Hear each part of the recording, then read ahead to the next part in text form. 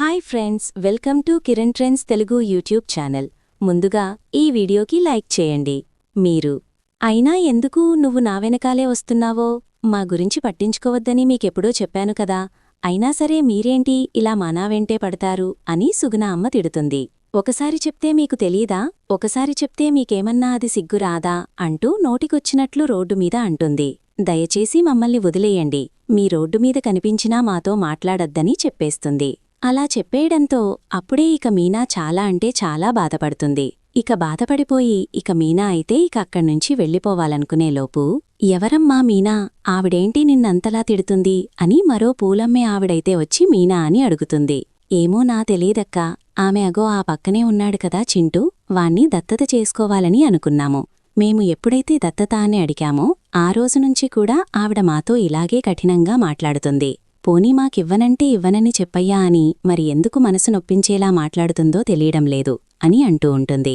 కొంతమంది అంతేనమ్మా, మన మనస్తత్వాల్ని వాళ్లు అర్థం చేసుకోలేరు. మీరు మంచి మనస్సుతో ఆ అబ్బాయికి తల్లిదండ్రులు లేరంటున్నావు, అబ్బాయిని దత్తత చేసుకుంటానని చెప్పావు, కాని ఆవిడ అది అర్థం చేసుకోకపోతే ఎవరేం చేస్తారు చెప్పు అని అంటూ ఉంటుంది. ఆమె అయితే తర్వాత మీనా అయితే బాలుకి ఈ విషయమంతా కూడా చెప్తుంది. ఏదో జరుగుతుంది మీనా, కాని మనకి ఆవిడ బయట పెట్టడం లేదు. ఆవిడ మనల్ని అనేటప్పుడు చాలా బాధపడుతూనే ఆ మాటలు అంటుందని నాకర్థమైపోతుంది అని అంటూ ఉంటాడు బాలు. అయితే నిజం నిప్పులాంటిదండి, ఏదో ఒకరోజు ఆవిడ దాచిపెడుతున్న నిజం తప్పకుండా బయటకొస్తుంది అని అంటూ ఉంటుంది మీనా. అయితే తర్వాత ఎవరైతే సుగుణాన్మల్ నీనాని తిట్టేటప్పుడు చూసిందో ఆమె సరిగ్గా సుగుణ అమ్మ వాళ్లు ఉండే వీధిలోకి పువ్వుల్నైతే తీసుకువెళ్తుంది. అలా పువ్వులు తీసుకువెళ్లిన తర్వాత అప్పుడే సుగుణ అమ్మ ఉన్న ఇంటినైతే కనిపెడుతుంది. అప్పుడే మీనాకైతే ఫోన్ చేస్తుంది. మీనా, ఆ రోజు నిన్ను రోడ్డు మీద ఒక ఆవిడ తిట్టింది కదా, అది ఆ పిల్లాణ్ణి దత్త చేసుకుందామనుకున్నావు అని అంటూ ఉంటుంది. అవునక్కా, ఇప్పుడేమైంది అని అడుగుతూ ఉంటుంది మీనా. ఏం లేదు మీనా, వాళ్ళు ఎక్కడో ఉంటున్నారని అనుకుంటున్నావు కదా, వాళ్ళు ఇదిగో ఇక్కడే ఉన్నారు, నేను చెప్పిన అడ్రస్కి వచ్చేసేయ్ అని అంటూ ఉంటే అప్పుడే మీనా అయితే అక్కడికి వస్తుంది. ఇదిగో ఇదే ఇల్లు అని చెప్పంగానే అప్పుడే ఇంటి ఓనర్ అయితే బయటికి వస్తాడు. ఇంటి ఓనర్ అయితే మీనాని ఆపి, ఎవరు కావాలి నీకు అని అడుగుతూ ఉంటే, నాకిక్కడ సుగుణ అమ్మగారు ఉంటున్నారు కదా, వాళ్లు కావాలి అని అనంగానే, ఓ సుగుణ అమ్మగారా, ఆవిడదిగో ఇక్కడే ఈ ఇంట్లోనే ఉంటారు అని అంటూ ఉంటే, ఇంతకీ మీరెవరు, వాళ్ల అమ్మాయి ఫ్రెండా అని అంటూ ఉంటాడు అతను. వాళ్ల అమ్మాయి మీకు తెలుసా అని అనంగానే, నాకెందుకు తెలీదు, తెలుసు, అదే వాళ్ల అమ్మాయి భర్త దుబాయ్లో ఉంటాడంట, వాళ్ల అమ్మాయి మాత్రం వచ్చిపోతూ ఉంటుంది అని అంటూ ఉంటాడు. అప్పుడే వాళ్ల అమ్మాయి ఎలా ఉంటుందో మీకు తెలుసా అని అడుగుతుంది మరోసారి మీనా. నాకెందుకు తెలీదు, ఇల్లు అద్దెకి ఇచ్చేటప్పుడే వాళ్ల ఫోటోల్ని నా దగ్గర పెట్టుకున్నాను, ఇదిగో చూడు అంటూ ఫోటోని చూపిస్తాడు. అప్పుడే రోహిణి ఫోటో చూసి షాకైపోతూ ఉంటుంది మీనా. అయితే షాకైపోతూ అంటూ ఉంటుంది, ఏంటి ఈమె ఇళ్ళకి తీసుకోడానికి వచ్చింది, సుగుణమ్మ కూతురా అని అంటూ ఉంటుంది మీనా. అవునమ్మా, ఆ రోజు ఈవిడను మరొక అమ్మాయి వచ్చారు, ఇద్దరూ కూడా వచ్చి అద్దైతే ఇచ్చి వెళ్లారు అని అనంగానే ఒక్కసారి షాకైపోతూ ఉంటుంది మీనా. అయితే షాకైపోతూ, అసలు రోహిణికి ఈవిడికి ఏంటి సంబంధం, అడగాలి, తెలుసుకోవాలి అనుకుంటూ సుగుణమ్మ దగ్గరికి వెళ్లి నిలదీస్తుంది. మీ కూతురు మా తోటికోడలు రోహిణీ కదా అని అడగడంతో ఒక్కసారి షాకైపోతూ ఉంటుంది సుగుణమ్మ. లేదమ్మా లేదో, నువ్వేదో పొరపాటు పడ్డావు అని అంటూ ఉంటే, మీరెందుకబద్ధం చెప్తున్నారు, నిజం చెప్పండి, మీ అమ్మాయి మీ ఇక్కడ లేదా? అవునమ్మా, మా అమ్మాయి ఇక్కడ లేదు. అంటే మా తోటికోడలు రోహిణి కాదా మీ అమ్మాయి అని అడుగుతూ ఉంటుంది మీనా. కాదమ్మా, నా కూతురు పేరు రోహిణి అని అనంగానే ఒక్కసారి షాకైపోతూ ఉంటుంది మీనా. ఇప్పుడు మీరు కంగారులో రోహిణి అని నిజాన్ని బయటపెట్టారు అని అనంగానే, అయ్యో నేను రోహిణి అనలేదమ్మా, కళ్యాణి అన్లాను అని అంటూ ఉండగా అప్పుడే స్కూల్ నుంచి అయితే చింటూ వస్తాడు. మీనా ఆంటీ అని అంటూ ఉంటే అప్పుడే చింటూ ఐడెంటిటీ కార్డుంటుంది కదా, ఆ ఐడెంటిటీ కార్డులో రోహిణి ఫోటో అయితే మదర్ అని వెనకాల వేస్తారు. అది చూసి ఒక్కసారి షాకైపోతూ ఉంటుంది మీనా. ఇప్పటివరకు మీరు చెప్పిన అబద్ధాలు, చేసిన మోసాలు చాలు, నాతో రండి అని అంటూ ఉంటుంది మీనా. అప్పుడే వద్దమ్మా, నా కూతురి జీవితాన్ని నాశనం చెయ్యొద్దు అని అంటూ ఉంటే, మీ కూతురు జీవితాన్ని మీరే చేతులారా నాశనం చేస్తున్నారు, తను చెప్తున్న అబద్ధాలకి మీరు ఆద్యం పోస్తున్నారు, పదండి అని అంటూ మీనా అయితే సుగుణమని, చింటూని, ఇంటిగల ఓనర్ని కూడా తీసుకొని వెళ్తుంది. ఇంటికి వెళ్ళి రోహిణి అని గట్టిగా అరుస్తుంది. అప్పుడే రోహిణి అయితే బయటికొచ్చి, ఏంటి మీనా, ఏమైంది అని అడుగుతూ ఉంటే, ఆ రోజు నేను సెకండ్ ప్రెగ్నెన్సీ గురించి అడిగితే, ఏం డ్రామాలు చేశావే? కడుపు వచ్చింది, పోయింది అంటూ నోటికి వచ్చినట్లు అబద్ధాలు చెప్పేశావు కదా అని అంటూ ఉంటుంది రోహిణి.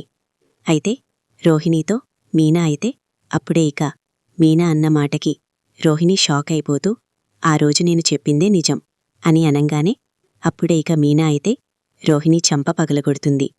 రోహిణి చంప పగలగొట్టి మీనా ఇలా అంటూ ఉంటుంది, అసలు నీకు బుద్ధి ఉందా? ఎందుకు అబద్ధం చెప్పావో? అబద్ధం చెప్పి అత్తయ్యని మోసం చేస్తున్నావో అని అంటూ ఉంటుంది మీనా. రోహిణి, నన్ను మోసం చేయడమేంటి? అసలు ఏమైంది నీకు అని తిరిగి అడుగుతూ ఉంటుంది.